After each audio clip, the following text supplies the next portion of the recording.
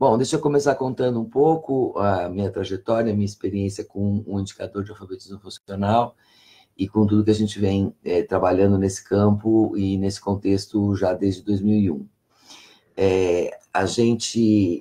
Eu sou pesquisadora de formação, trabalhei muitos anos no Ibope, investigando questões mesmo de mercado, de negócio, de pesquisas de mídia, etc. E no ano 2000, o Grupo Ibope resolveu criar o Instituto Paulo Montenegro para dedicar um pouco da sua expertise em pesquisa para causas que tivessem a ver com o campo social e, em especial, com o campo da educação. Nesse momento, procuramos parceiros que nos orientassem um pouco, né, no que seriam temas ou pontos estratégicos para fazer essa discussão, para fazer esse aprofundamento.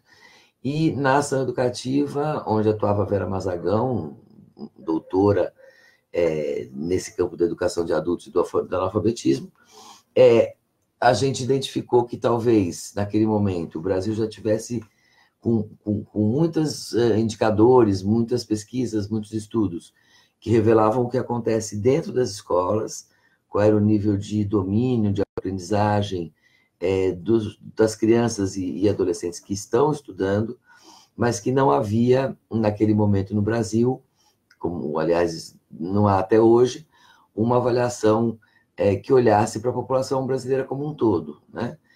Considerando aqueles que estão e que não estão na escola. Um pouco como se a gente conseguisse olhar para os efeitos a posteriori da educação. Então, a gente decidiu que esse era um indicador importante para trazer para o contexto brasileiro e criamos o indicador de alfabetismo funcional, o INAF, cuja primeira medida aconteceu em 2001. O que é o INAF? Ele vem de um conceito que o que a gente está tentando medir nessa ideia de alfabetismo funcional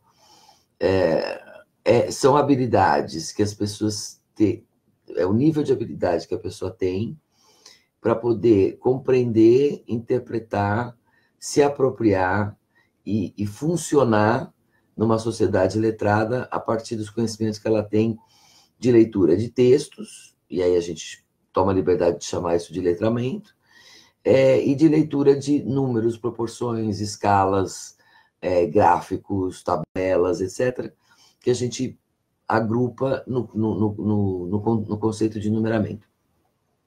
Essas duas habilidades, letramento por um lado, ou seja, compreender textos escritos e poder se expressar por escrito mais no âmbito das palavras, e compreender textos e outros formatos numéricos e poder se expressar através do raciocínio numérico, são as habilidades que a gente está medindo. Não é nossa intenção, não é nosso objetivo, não é foco do INAF, mensurar, digamos, habilidades mais, ou regras mais formais da linguagem escolarizada, ou da linguagem formal. Então, quando a gente aplica o teste do INAF, a gente não está verificando domínio de gramática, ortografia, sintaxe, regência, concordância, e nem mesmo, enfim, aplicação de teorema disso ou de regra matemática daquilo. O que a gente quer saber é que se esses conhecimentos que a pessoa tem, adquiridos na escola, mas também adquiridos na vida, fazem com que ela possa exercer de maneira plena o seu papel numa sociedade que é letrada e que requer esse tipo de competência para que a pessoa possa exercer e se desenvolver de maneira plena nesse contexto.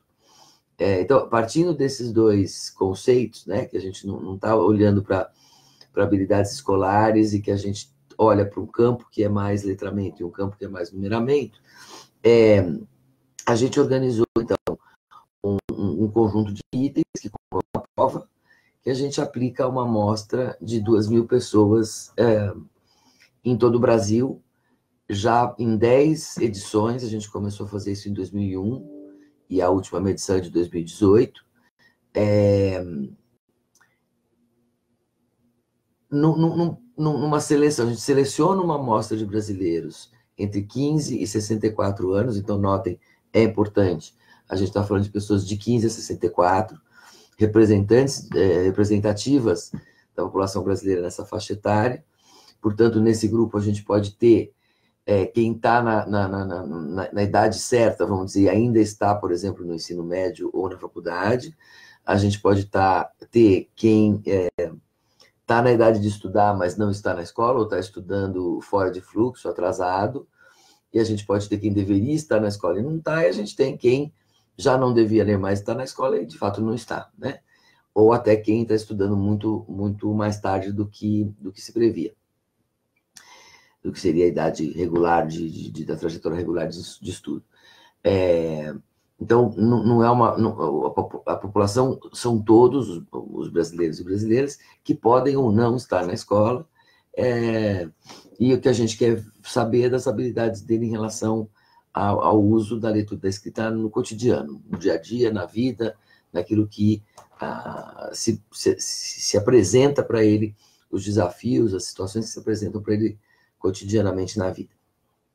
A gente, então, ao selecionar essa amostra, faz entrevistas presenciais pessoalmente, no domicílio dos entrevistados, tipo, bate na porta, dá licença, podemos conversar e aplica a entrevista, que é uma prova que consta de umas 30 questões, mais ou menos, e que também é acompanhada de um questionário, onde a gente depois qualifica esse entrevistado. Então, faz perguntas clássicas de questionário normal, perguntando, desde as variáveis demográficas, de sexo, idade, escolaridade e tal, mas também informações que têm a ver com alguns contextos específicos que nos interessa estudar. Talvez a gente esteja dando bastante foco ultimamente no que acontece no contexto digital. Então, a gente vai discutir isso um pouquinho mais adiante da nossa conversa, mas a gente acha importante entender de que maneira esse espaço digital está criando oportunidades e, ao mesmo tempo, está criando riscos para diferentes, dependendo do nível de alfabetismo ou de domínio de leitura e escrita que as pessoas têm para compreender o que acontece nesse contexto. A gente foca bastante no universo do trabalho, então, o que a pessoa faz, como é que ela exerce na vida, que atividades ela faz, que emprego ela tem, etc. E nas questões familiares e de relação na comunidade, ele participa de diferentes contextos, porque a gente já verificou ao longo dos anos que esses são ambientes, ou esses são situações, ou esses são fatores que podem ajudar a fortalecer o nível de alfabetismo das pessoas e as práticas de alfabetismo que elas exercem. É muito difícil falar de dados e de números sem mostrar dados e números, mas eu aqui estou numa situação que eu não posso dividir com vocês a tela e tal, então eu vou tentar resumir muito o que a gente vem aprendendo ao longo desses 17 ou 18 anos já de trajetória e dessas 10 medidas. Lembrando que a primeira foi em 2001, depois a gente mediu 2, 3, 4, 5, 6, 7, 9, 11, 15 e 2018. E que é o que a gente vem vendo ao longo desse tempo. De novo, vou lembrar para vocês que eu estou falando de pessoas entre 15 e 64 anos. Então, elas não estão em idade de aquisição das habilidades de leitura e escrita ou de alfabetismo, mas é aí que a gente vê como é que essas habilidades adquiridas na escola se concretizam, se revelam, se implementam depois na vida, enfim, adulta ou no dia a dia, a partir dos 15 anos. Quando a gente começou a medir lá em 2001, a proporção de analfabetos e analfabetos, aplicando esse teste que eu comentei, que tem essas questões que têm a ver com o cotidiano e tal, a gente acaba definindo 5 níveis de domínio dessas habilidades de letramento e numeramento. O mais elementar deles, o mais frágil deles, é aquilo que a gente, enfim, classifica como analfabeto, E, de fato, é um conceito comum, acho que todo mundo intui o que seria analfabeto, mas até nos surpreende ver que mesmo o analfabeto, o não escolarizado, o que não passou por nenhum processo formal de aprendizagem e tal, alguma coisa ele sempre sabe, né? Então, aquela pessoa que realmente desconhece totalmente enfim, a linguagem escrita e tal, praticamente não existe, mas tem essa pessoa que é de fato analfabeta, que quando a gente começou a medir em 2011, correspondia a 12% da população brasileira, dos 15 aos 64, e hoje baixou para em torno dos 6%. Nós tivemos um resultado de 4% dessa proporção em 2015, e esse ano, quando voltamos a medir, tivemos 8%, mas os dois valores estão dentro da margem de erro. Né? Os 4% poderiam ser 6%, porque a estimativa tem uma margem de erro de 2 pontos para cima ou para baixo. Então, os 4 podiam ser 6, os 8 podiam ser 6. Eu diria que está estável a proporção de analfabetos absolutos, mas que são aqueles que já foram 12% em 2001. É uma queda significativa. O segundo nível de medida, o segundo nível de domínio de alfabetismo, é o que a gente chama de rudimentar. Essa pessoa tem tantas limitações no uso da leitura escrita, ela realmente conhece muito pouco, ela até conhece as letras, ela lê uma palavra muito simples, ela anota o número de telefone, ela faz um troco, enfim, mas é tão limitado aquilo que ela conhece que define-se, e isso está também assumindo uma importância, um consenso mundial de que é assim, para fins de viver nessa sociedade de hoje, essa pessoa é uma analfabeta quase como a outra que não conhece nada. Né? Esses dois grupos, aquele que não conhece nada e aquele que conhece tão pouquinho que praticamente não consegue viver numa sociedade letrada, são os que a gente chama de analfabetos funcionais. Se eu somar os analfabetos absolutos e os funcionais, em 2001 a gente tinha 39% dos brasileiros, gente, 39%, uma em cada quatro pessoas no Brasil de 15 a 64 anos, em 2001, eram analfabeto funcional. Isso explica muito da nossa dificuldade. Explica um pouco da nossa consequência da nossa trajetória, que deixou de investir, enfim, estrategicamente, competentemente e universalmente, democraticamente, em educação nos anos 60, 70, 80, e que se depara no início do século XXI com 4 em cada 10 brasileiros em idade produtiva, um analfabeto funcional. Boa notícia, essa proporção caiu de 39% para 29% nessa nossa última medida de 2018, o que é espetacular do ponto de vista de um fenômeno macro, né, que num país do nosso tamanho, continental, etc. E isso é resultado da universalização do ensino. Quer dizer, todo o esforço que o Brasil fez para colocar todas as crianças na escola, não só colocar nos anos iniciais, mas fazer com que elas permanecessem,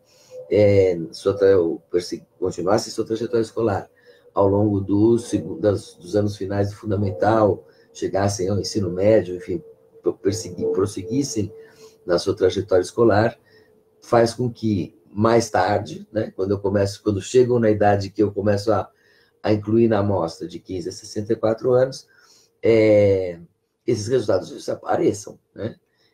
A gente está, enfim, estão saindo da nossa faixa de observação aquelas pessoas que têm mais do que 64 e, portanto, menos escolarizadas quando eram crianças lá atrás, e estão entrando na nossa observação jovens que já passaram por uma trajetória de fundamental universalizado praticamente, e de muitos deles tendo chegado, embora em proporção insuficiente, ao ensino médio.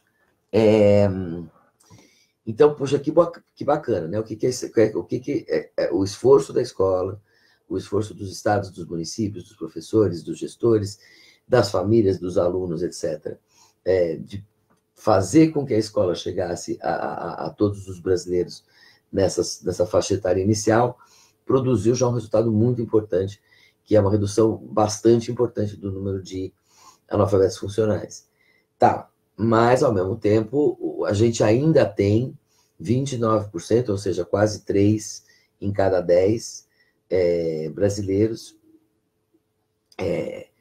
que está completamente, digamos, excluído da possibilidade de se desenvolver e ajudar a desenvolver sua sociedade, sua comunidade, sua família, seus interesses, seus talentos, por limitações que numa sociedade que requer o que é letrada, na grande maioria das suas atividades, não permite que essa pessoa se desenvolva na maneira, ou atue de maneira plena nesse contexto, né? E isso não pode deixar de nos preocupar.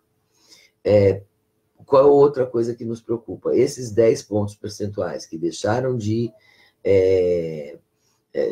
pertencer à categoria dos analfabetos funcionais, ele migrou para as categorias seguintes de alfabetismo, que seria um grau que a gente chama de elementar. Essa pessoa não é analfabeta, ela conhece a leitura, a escrita, ela transita no mundo letrado, mas com limitações importantes. Os textos têm que ser simples, têm que ser curtos, as palavras têm que ser conhecidas, ou se ela, no campo da matemática, uma operação tem que ser simples, não pode complicar muito, ela até sabe resolver a conta. Se você disser x vezes y, ela sabe resolver calcular esse resultado, mas ela não sabe qual é o raciocínio que ela tem que fazer para resolver um problema matemático, se ela tem que multiplicar, se ela tem que dividir, se ela tem que somar, tem dificuldade numa percentagem, no cálculo de desconto, enfim. Ela, embora não analfabeta, o que o nome diz, né? O domínio que ela tem é bastante elementar.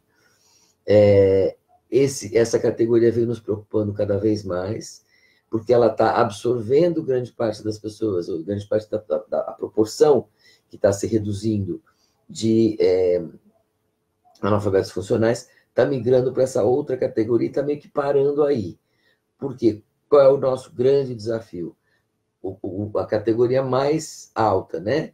De maior alfabetismo, onde as pessoas já não têm mais nenhum tipo de limitação na sua leitura escrita, enfim, que além de ler e de ler fluentemente, de se expressar por escrito, ela consegue já ler digamos, nas entrelinhas.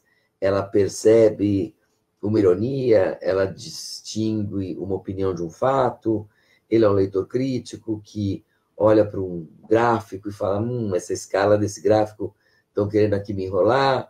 Ela, enfim, ela lê o mundo não só pela sua habilidade de leitura, né, mas pela sua competência também mais ampla que a gente não está olhando para nenhuma habilidade fora da própria leitura, né? Mas é uma leitura já que lê com tal tranquilidade que pode avançar para além da leitura mecânica. Essa proporção é de 12%, era de 12% em 2001, na nossa primeira medida, e continua os mesmos 12% em 2018. Então, o que a gente está fazendo? A gente está a universalização do ensino, o esforço, vamos dizer, da nossa sociedade, da nossa família, dos nossos governos e tal, e de vocês, profissionais da educação, estão sendo capazes de fato fazer avançar o muito frágil para um grau intermediário, mas nós não estamos conseguindo fazer avançar desse grau intermediário para a ponta, né, para o topo da pirâmide, que seriam esses 12% só, que eram 12% então e continuam 12% agora, de pessoas que são efetivamente proficientes no seu nível de alfabetismo. E se a gente olhar para o perfil dessas pessoas, né, quem são esses 12%, eles acabam sendo um pouco sempre os mesmos. Eles são, de maioria, brancos, de renda alta, seus pais já eram escolarizados, altamente escolarizados no passado. Então, no fundo, a gente está um pouco perpetuando um certo grupo de privilégio, né? Que quem vem de um passado mais sólido, ou de um domínio mais sólido, ou de uma competência já no campo familiar, continua. Quem não vem daí, a escola não está sendo suficiente para fazer esse pulo. E, no fundo, é disso que a gente fala um pouco, é para isso que a gente um pouco fala do INAF, tentando olhar para essas duas questões. Por um lado, como é que a gente ajuda a fortalecer a escola, desde as condições de trabalho, as questões de currículo, dos materiais, das avaliações, de tudo que não é a escola, a sala de aula e o professor apenas, né, mas toda a lógica escolar, para que a gente deixe de uma certa maneira, produzir analfabetos funcionais agora escolarizados. Se antes eles eram analfabetos funcionais, é porque eles não tinham escola. Hoje, eles saem da escola ainda numa proporção de analfabetos funcionais. Então, como é que a escola, como é que todo mundo da educação, né, evita que isso aconteça, que vai desde o fortalecimento do ciclo de alfabetização nos anos iniciais mesmo do fundamental, que vai do desafio, que eu acho para mim talvez um dos mais complexos, que é como que as séries finais do fundamental, que são os anos mais esquecidos, com menos foco de política pública, com menos, talvez, estratégias, ou talvez, enfim, uma visão menos clara do que se tem que fazer nessas séries.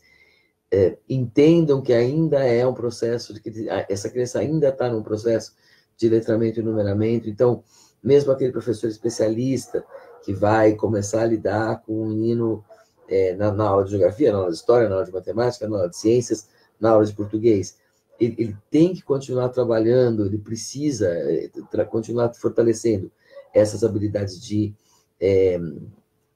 letramento e numeramento das crianças. Isso pode ser feito em qualquer contexto, com qualquer conteúdo, né? Eu letro, posso ajudar a fortalecer o letramento com a geografia, com a história, com a ciência, com a educação física, a arte, enfim. Isso deveria estar mais presente, mais forte, na compreensão de quanto essa etapa da educação é importante para, de fato, consolidar as habilidades de alfabetismo, para que ele não chegue ao ensino médio, como de fato hoje chega, com uma competência leitora insuficiente para ele cursar o ensino médio, né? Ele não tem letramento, uma boa proporção dos jovens que chegam ao ensino médio não tem letramento suficiente para estar no ensino médio e para aprender no ensino médio. Então, a complexidade dos conteúdos, dos textos, do uso da matemática, que vai começar enfim, interagir com a disciplina de química, com a disciplina de física, as leituras mais complexas no campo da sociologia, da história, que adquire uma outra conotação, da geografia, a literatura, com os domínios com o grau de domínio de leitura e escrita que esse jovem tem, ele não vai poder usufruir, não vai poder aprender, não vai poder evoluir nesses espaços. Então, o sexto ao nono ano, eu acho que tem aí um desafio importante para a gente, e nós que somos, enfim, que olhamos um pouco, a gente até brinca que o INAF é um pouco aquela coisa, né? Eu sou você amanhã. O que sai da escola é a população que a gente está olhando. E a gente vê com tanta clareza o quanto essa transição, né, entre esse nível de alfabetismo mais básico, que é o inicial mesmo, que se trabalha nas séries iniciais do fundamental, para muita gente para nesse ponto, ela não consegue evoluir, ela não adquire novas competências daí para frente. Só a escola tem a ver com isso? Não, né? É claro que a escola é o principal fator, a pesquisa mostra, o estudo mostra que quanto mais escolaridade se tem, mais alfabetismo se tem, mas também com exceções, né? Se você pegar na amostra do INAF, por exemplo, dessa última medida, 85% de quem não tem nenhuma escolaridade é analfabeto. Até aí é o que a gente esperava, vamos dizer assim. Mas os outros 15, apesar de não terem tido nenhuma escolaridade, já adquirem ou nível rudimentar ou mesmo elementar de alfabetismo. A vida ensina, aprendeu de algum jeito, enfim, a família gerou um contexto, o dia a dia as pessoas vão aprendendo, enfim, isso é uma coisa bastante surpreendente e positiva. O mesmo acontece, de certa maneira, com aqueles que estudaram apenas as séries iniciais do fundamental. Alguns desses, uma proporção já grande desses, quase um quarto, apesar de só ter feito os 4 anos, os 4 ou 5, né, dependendo da idade, das séries iniciais do fundamental, tem habilidades de leitura e escrita muito superiores a isso, muito superiores ao que se aprende nesta etapa. Porque, de novo, a vida ensina, vem de um contexto, gosta de ler, aprofundou a literatura, e etc., vai avançar independente da própria escolaridade. Por outro lado, a gente vê o contrário. A gente vê que, por exemplo, 40% de quem tem ensino médio, né, ou está no ensino médio, ou chegou até o ensino médio, 40% deles só tem esse alfabetismo elementar. Com esse alfabetismo elementar, como eu estava falando antes, não tem como aprender os demais conteúdos que o ensino médio oferece. O que isso só pode gerar, por um lado, a própria evasão, né, que é o grande desafio da educação brasileira hoje, desses jovens que chegam, ou nem se inscrevem, ou apenas se inscrevem e abandonam o ensino médio. Claro, se ele não está entendendo, se ele não está conseguindo compreender, se ele não vê sentido, fora o sentido macro, né, o sentido do projeto de vida, etc., que é uma outra discussão. Mas, independente disso, né, a gente tem hoje uma reforma de ensino médio, uma nova base curricular, vamos dizer que a gente tenha acertado tudo, que a gente tenha conseguido, agora sim, gerar um currículo que esse jovem se interesse, que abra perspectiva para ele. Ok, mas se ele vem do fundamental sem o domínio da leitura, da escrita e das noções de matemática, que o tornam capazes de usufruir dessa nova suposta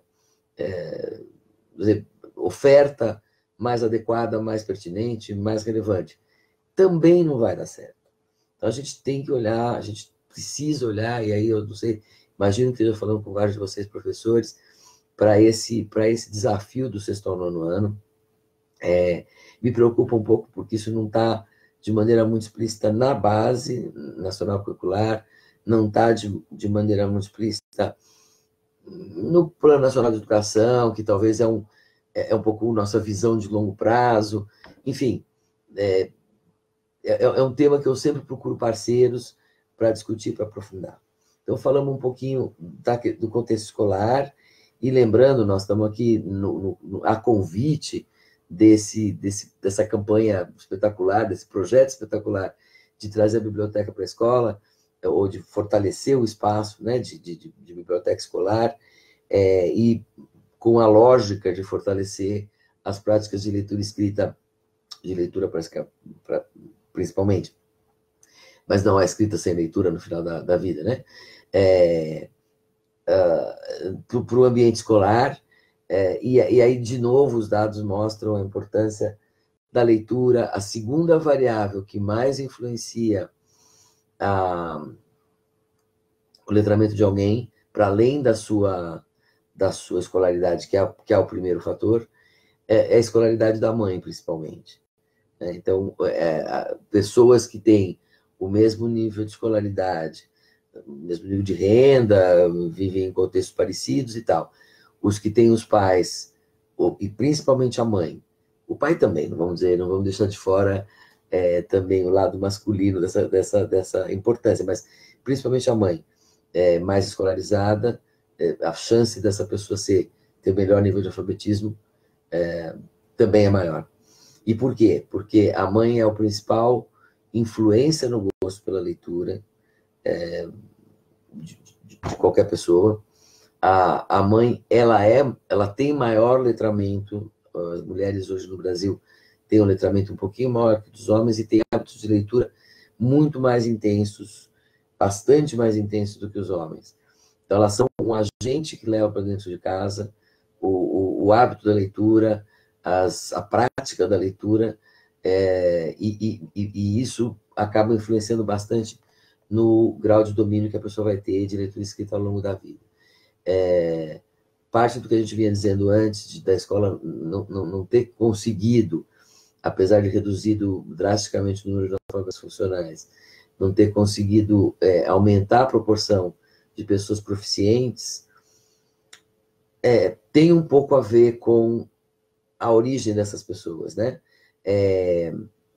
Fica cada vez mais desafiador para a escola, agora universalizada, de uma certa maneira, compensar a falta de oportunidades de leitura, de escrita, de hábitos e práticas dessas crianças que vêm de famílias cada vez mais fragilizadas. Claro, quando a escola só atendia uma classe média, era fácil, porque eu estava lidando com pessoas que, de alguma maneira, já vinham de pais mais escolarizados, já tinham hábitos de leitura em casa, já tinham livros em casa, etc. À medida que a escola se universaliza, eu chego a populações com origens cada vez mais fragilizadas, né?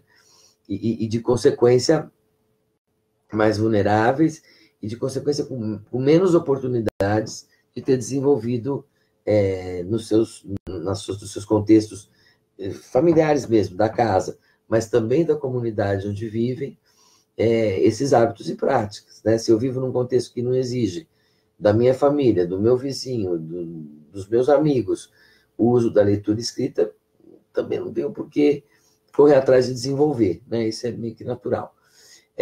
Bom, eu me perco quando eu me empolgo, mas voltando um pouquinho para trás, a gente estava falando que a escolaridade é o principal fator, e aí vem a super boa notícia, né? Que quando eu olho, agora nesse último INAF, de 2018, a proporção de pessoas com mais de 50 anos que é analfabeta funcional, a gente tem 53% delas, brasileiros com mais de 50 anos, mais de 50% deles são analfabetos funcionais. Também isso é um outro desafio, né? Porque agora nós estamos virando uma sociedade mais velha, com uma alta presença de idosos, que vão viver ainda muito tempo, com os desafios de uma aposentadoria XY, não vamos entrar nas outras discussões, porque os nossos problemas já são suficientes, mas pensar um pouco nessa população idosa, o quanto vai ser desafiador para elas, inclusive por causa do baixo letramento. Mas, independente disso, então, se eu olho para quem tem mais de 50 anos, 50% são analfabetos. Se eu olho para quem tem entre 15 e 24, essa proporção caiu para menos de 15%, né? Menos de 15% de quem tem de 15 a 24 anos é analfabeto funcional. Uau! Né? Uau médio, porque quase todos eles estão escolarizados, quase todos eles passaram pela escola e ainda são analfabetos funcionais, então não deixa de ser um problema, mas ter colocado todo mundo na escola certamente muda essa realidade. Eu deixo de olhar para... eu deixo de ter um fenômeno que é quase uma epidemia, né, de analfabetismo funcional, e passo a ter já nichos, segmentos específicos que precisam ser enfrentados, precisam ser identificados, precisam ser trabalhados, porque certamente vão ser os mais vulneráveis em diferentes condições, né? Vão ser os de menor renda, vão ser as pessoas que eventualmente têm deficiência, vão ser, enfim. Mas eu já começo a focar políticas mais estratégicas, mais específicas, para enfrentar esse analfabeto funcional dos 15 aos 24 anos, apesar de ele ter tido toda a oportunidade de acessar a escola. Então, avançamos, e que bom que avançamos. Mas a gente tem, e aí, por isso o alarme, mais de 50% agora dos jovens de 15 a 24 anos que são alfabetizados apenas em língua elementar. Ou seja, aquele que a gente falou que não vai continuar, não vai conseguir avançar, não vai conseguir usufruir do ensino médio e não vai conseguir se desenvolver como um adulto pleno nessa sociedade com as exigências que ela tem, né? Então, esse garoto, que, enfim, de 15 a 24 já não é mais tanto garoto, mas que está aí iniciando a sua vida adulta, terá limitações naquilo que ele pode fazer no mundo do trabalho, no que ele pode fazer como consumidor, como um paciente no campo da saúde, como pai de família, como eleitor. A gente está, de uma certa maneira, entregando para uma vida adulta um grupo de jovens que vai ter limitações, ou vai ter dificuldades, ou vai ter que vencer dificuldades, né, para avançar nisso. Eu acho que já avancei bastante no tempo que eu tinha para conversar com vocês diretamente. Vou, talvez, abrir para perguntas. Eu teria bastante mais para falar, mas é tal negócio, se começa, não para mais.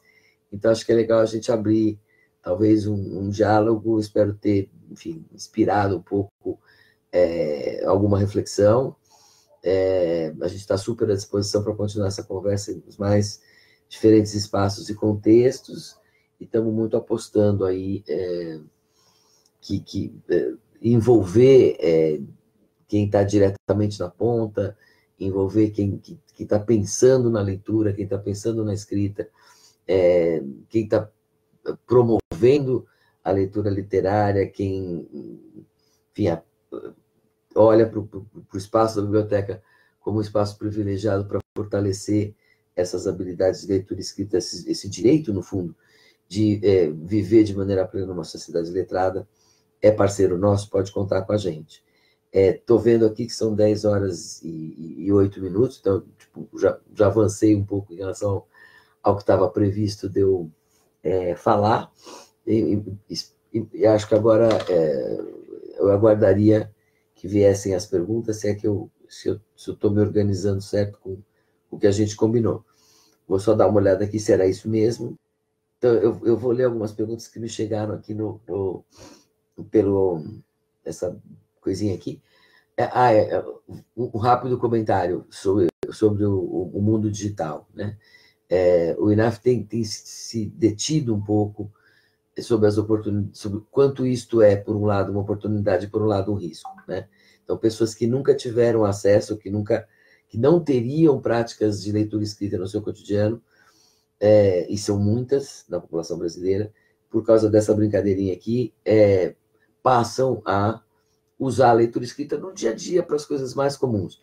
Tá certo, muita gente grava áudio em vez de escrever, mas não importa, ela está num contexto que é letrado e que é democrático, que oferece para esta pessoa analfabeta funcional o mesmo suporte, o mesmo ambiente, o mesmo espaço que oferece para mim ou para qualquer um de nós, né? Então, isso se converte numa oportunidade interessante, que era importante pensar como é que a gente pode aproveitar. Por outro lado, ela vai fazer uso disso com maiores limitações. Ela é uma leitura menos crítica, ela vai se confundir no que faz, ela não vai poder fazer uma busca tão sofisticada de informação como outras pessoas com maior domínio fazem, enfim. Então, também quero deixar aqui uma provocação de pensar na importância desse mundo digital como agente favorável e como fator de risco nesse mundo de letramentos imperfeitos, vamos dizer assim. Meu nome é Ana Luísa, gostaria de saber qual o impacto dos atuais níveis de alfabetismo para a geração de inovação e redução de desigualdade e pobreza. Você matou na mosca, né, Ana Luísa? Porque é claro que sociedades que vivem, que requerem habilidades cada vez mais complexas, né? Numa sociedade de trabalho braçal, e mesmo hoje, quando a gente pensa em trabalho braçal, pensa no rural, ou pensa na construção civil, isso já não é mais um trabalho simples e braçal há muito tempo, né? A nossa agricultura, nosso agronegócio, é um agronegócio líder no mundo, claro, pelas condições climáticas do Brasil, que espero que se mantenham as que estão, mas muito por tecnologia, muito por inovação, muito por, enfim. Então, já nem mais o trabalho que usualmente se imagina como sendo o de menor nível de requisitos de leitura escrita, como pode ser o trabalho da construção civil, ou o Brasil não à toa domina o campo aí das grandes obras, etc., também por obras de tecnologia, por uma engenharia que já contém tecnologia e tal. A gente está se autocondenando a um país de limitações de fornecedor de commodities que não são já favoráveis pela natureza, porque a gente não está conseguindo incorporar, agregar, né, o valor do trabalho das pessoas de maneira mais qualificada, mais inovadora, mais competitiva, mais eficaz, inclusive, né? Então, uma sociedade que produz mal, produz pouco. A gente hoje de manhã estava ouvindo, a gente paga um imposto gigante para ter um serviço público insuficiente, mas também a desqualificação do servidor público é fator que gera essa insuficiência de qualidade de serviço. Então, a gente está se perdendo e perdendo esforços, e perdendo recursos, e perdendo oportunidades por essas limitações. E o alfabetismo, acho que é a origem, é a base, é o alicerce de poder desenvolver as demais competências que vão levar esse mundo aqui. A pergunta da Cris Fonteles: quais as prioridades que deveriam estar na pauta do governo e da sociedade em educação, de forma sustentável, para traçar como se deve o cenário de alfabetismo, a despeito da restrição orçamentária? E se fossem colocados em prática hoje, em quanto tempo podemos estimar o início da reversão dos indicadores? Desinvestimento em educação é suicídio, né?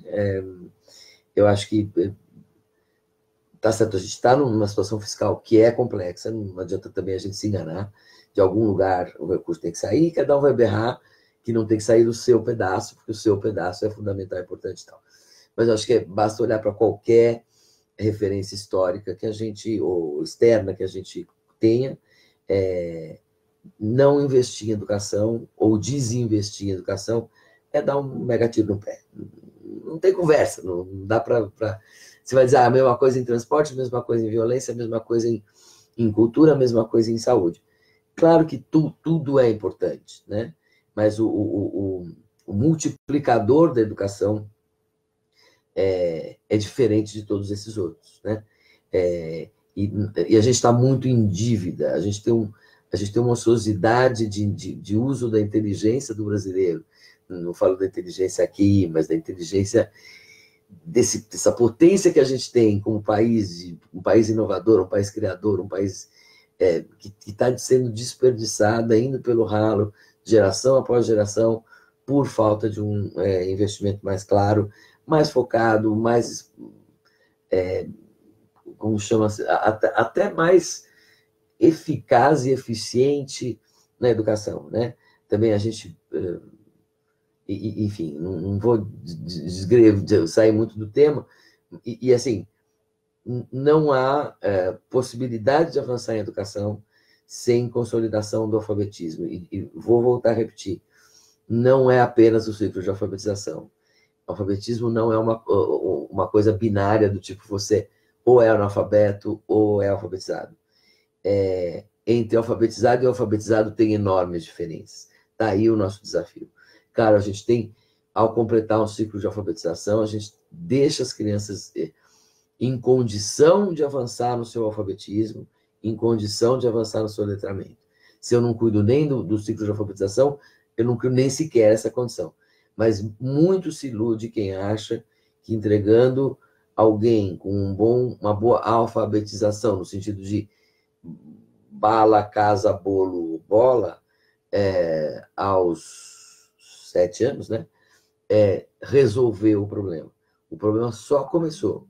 Eu só deixei o cara em condições de daí para frente desenvolver o seu alfabetismo, desenvolver o seu letramento. Se isso não for foco, a gente está de novo desperdiçando esforço.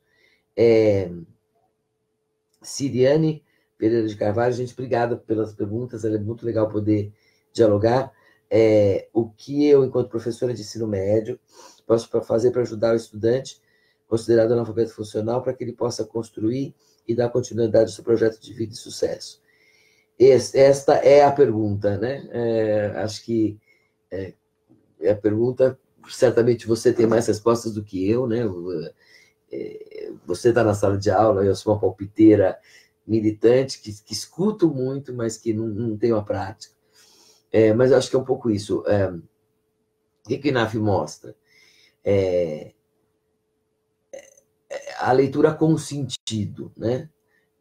Você procura, ainda mais um aluno de ensino médio, na idade que está, no momento de vida em que está, ele procura, ele se interessa por aprender aquilo que ele percebe como sendo relevante, como próximo a ele, como conversando com ele. Certamente esse aluno hipotético, analfabeto funcional no ensino médio, ele joga videogame, ou ele, sei lá, discute sobre o assunto X que lhe interessa, ou ele produz cultura, faz música, dança, não sei o quê. Enfim, tem espaços de interesse onde ele consegue ser pleno, né? Por que não na leitura? Como é que eu... Então, acho que o processo é ao contrário. Como é que eu torno a leitura valiosa, bacana, importante? Tem um monte de projeto legal, que eu também conheço muito de orelhada, mas assim, de roda de discussão, de roda de leitura, de produção de texto coletivo, ou enfim, que junta às vezes a linguagem do teatro, da música, e etc., que vão despertando, vão usando a leitura sem ser foco específico nisso. O desafio que você traz, professora, é também um desafio que a gente tem tentado discutir com as empresas. Porque, assim, se por um lado a gente está dizendo que a escola precisa, né, parar de produzir analfabetos funcionais que já passaram por 9, 12 anos de escola, por outro lado, a gente sabe que as populações, que os adultos não vão voltar para a escola. Melhor que fosse a nossa política de EJA, e ela está cada vez pior, mas vamos fazer um momento de ilusão aqui. Mas a gente tem uma educação de adultos maravilhosa, bacana, com um currículo legal, oferecido em horários bons, que as pessoas se animassem e tal. Quantos adultos voltariam para a escola? Uma proporção pequena. As pessoas estão na vida, têm outras coisas, outros desafios, estão em outros momentos. Então, o trabalho é para esse adulto pouco escolarizado, pouco letrado, aquilo que a escola é para as crianças, né? É o espaço onde ele convive com o diferente, onde ele tem uma coisa sistemática, que ele vai meio que todo dia no mesmo lugar, na mesma hora, encontra com pessoas, tem processos, né? A escola é isso, a escola é esse espaço onde você ir todo dia, né, se encontrar com diferentes e passar por processo, vai te ensinando coisas na idade da infância e da adolescência. O adulto que já não vai mais voltar para a escola, ele tem no trabalho esse espaço. Só que o espaço de trabalho não tem se configurado como um espaço relevante para trabalhar essas habilidades, e é um pouco o mesmo desafio que você, professora, traz. Como é que eu trabalho, como é que eu chego num aluno que agora já está no ensino médio, ou então com um adulto que já está na vida, já não vai voltar para a escola e que tem as suas limitações de alfabetismo, do seu domínio do alfabetismo funcional. Eu diria que assim, o caminho, e acho que aí o meu colega Roberto Catelli, da Ação Educativa, que é nosso parceiro aqui na criação e na gestão do INAF esses anos todos, fala disso melhor do que eu, conhece isso melhor do que eu, porque ele é um educador e eu não. Mas assim, o chance essa leitura ser útil, ela ser relevante, ela ser importante, ela dizer para. Então, por que, sei lá, pessoas que têm, por exemplo, enorme limitação de leitura escrita, mas são cozinheiras, adoram cozinhar e leem uma receita de ponta a ponta, não só leem a receita, entendem os ingredientes, sabem o que fazer com eles e tal, mas conseguem reproporcionar, né? Se eu vou fazer uma receita de 4 pessoas para 8, sabe como tem que multiplicar. Se elas tivessem exatamente o mesmo nível de dificuldade num texto sobre crochê, é capaz que ela não soubesse ler, porque ela lê aquilo que é relevante para ela, aquilo que ela que lhe diz alguma coisa, aquilo que ela de alguma maneira vai vendo utilidade, né? Vai vendo uma função. Um exemplo que eu trago com frequência um dos dados que a gente vê, por exemplo, é que pessoas de religião evangélica, por ter hábitos e práticas da leitura da Bíblia, etc., às vezes têm melhor domínio de leitura, de alfabetismo, do que pessoas de escolaridade equivalente que não praticam essa religião. Então é isso. Geralmente não chega aos níveis proficientes de leitura escrita, mas eles têm a prática mais frequente.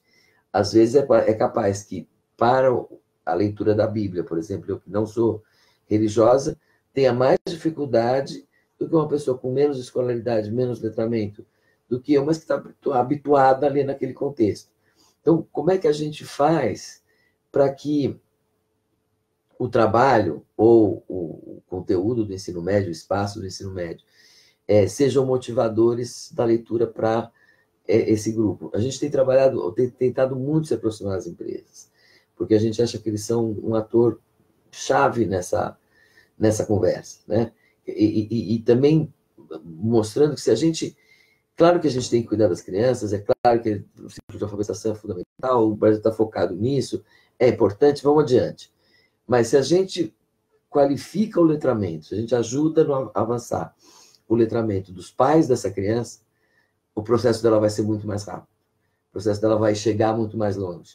Então, se a gente quer realmente dar uma virada nessa questão no Brasil, a gente deveria, sim, continuar assegurando que as escolas tenham um bom ciclo de alfabetização, sim, continuem trabalhando o letramento nas séries finais do fundamental para não entregar o aluno analfabeto funcional para o ensino médio, que só vai ser fonte de fracasso, né? De ele não poder ir adiante, ele abandonar, ele não poder aprender, enfim, tudo que a gente já conversou. Mas também depois, né? Depois do ciclo escolar, como é que eu trabalho com esse adulto? Com esse adulto que está no mundo do trabalho, que está ali no cotidiano, e não pensemos só, gente, que também é uma coisa muito comum, fala no alfabeto funcional, a pessoa pensa no trabalhador humilde, no trabalhador da enxada, no trabalhador da construção civil. Não se trata disso. Quando a gente fala que só, por exemplo, sabe, 30% dos brasileiros analfabetos funcionais e outros 30 e tantos só elementar, a gente só tem praticamente só 1/3 dos brasileiros com alfabetismo consolidado. Os outros 2/3 têm dificuldades, têm desafios. Então, não é o pedreiro, não é o lavrador. Nós estamos falando do atendente de loja, nós estamos falando do atendente da farmácia, nós estamos falando do profissional que vem na sua casa para consertar o seu TV a cabo, nós estamos falando do caixa do banco, enfim, é isso. E se essa ficha não cai, não tem solução, né?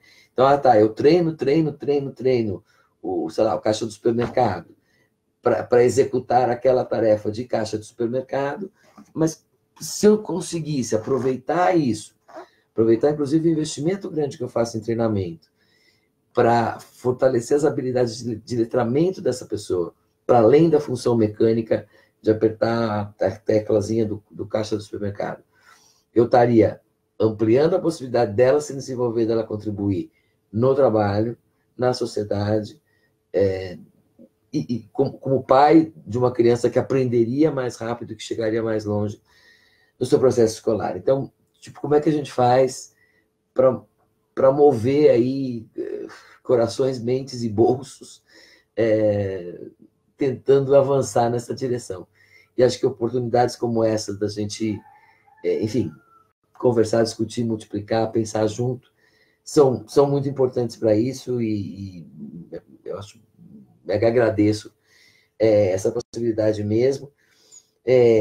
Rosângela Rondon, estou quase acabando. Alguma sugestão para melhorar o cenário para os analfabetos funcionais com mais de 50 anos? Trabalho com um grupo de mulheres extremamente engajadas em políticas sociais, mas sem capacidade de ler e interpretar textos simples. Rosângela, você falou de um outro assunto que o INAF, eu até comentei rapidamente, né, que é das mulheres serem um pouco mais letradas do que os homens, ou um pouco mais escolarizadas e, de consequência, um pouco mais letradas, e do papel multiplicador fundamental que elas têm. Então, está aqui um público que seria delicioso poder, de fato, ajudar a avançar, não só por elas, né, não só pela importância, pelo direito de garantir a essas mulheres esse espaço de realização que a leitura poderia trazer, mas também pelo efeito multiplicador que isso teria. Essas mulheres serão mães, serão avós, serão líderes do seu contexto familiar e podem, com certeza, ser multiplicadoras disso. Você mesmo está dizendo que elas são lideranças das suas comunidades, dos seus contextos. Eu convido vocês, talvez, a gente repetir uma conversa dessa com o Catelli, porque ele é muito mais dos como do que eu. Eu consigo olhar os porquês, eu consigo fazer as análises de entender os fenômenos, mas eu não sou um educador, eu sou de formação um economista, de profissão um pesquisador, então eu não consigo contribuir muito com os como, mas eu acho que essa conversa pode sim avançar, trazendo aqui para conversar com vocês as pessoas que de fato conseguem falar um pouco sobre, mais concretamente, sobre como trabalhar esses desafios. Eu tenho a impressão que o meu tempo está acabando. Deixa eu ver se tem aqui mais alguma cosita. Acho que eu não me saí tão mal aqui, né? Por marinheiro de primeira viagem aqui da conversa. Eu, pelo menos, gostei de estar conversando com vocês. E isso, fico super à disposição para este assunto, em outros tipos de formato, ou mesmo nesse formato. Mais uma vez, essa campanha, a Biblioteca da Escola, ela é um espaço, não só que ela vai gerar melhores leitores, ela vai inspirar, entender para que serve a leitura, né? Então, para além do papel mecânico da contribuição da Biblioteca da Escola, a Biblioteca da Escola é o espaço onde essa criança começa a sonhar, onde essa criança começa a olhar para outra realidade, outro mundo, outras expectativas, outras possibilidades. Então, é indiscutível que ali também tem um papel muito importante nesse avanço. Gente, acho que é isso. Me despeço de vocês, agradecendo mais uma vez a companhia aqui, e a gente volta a conversar mais tarde. Um abraço.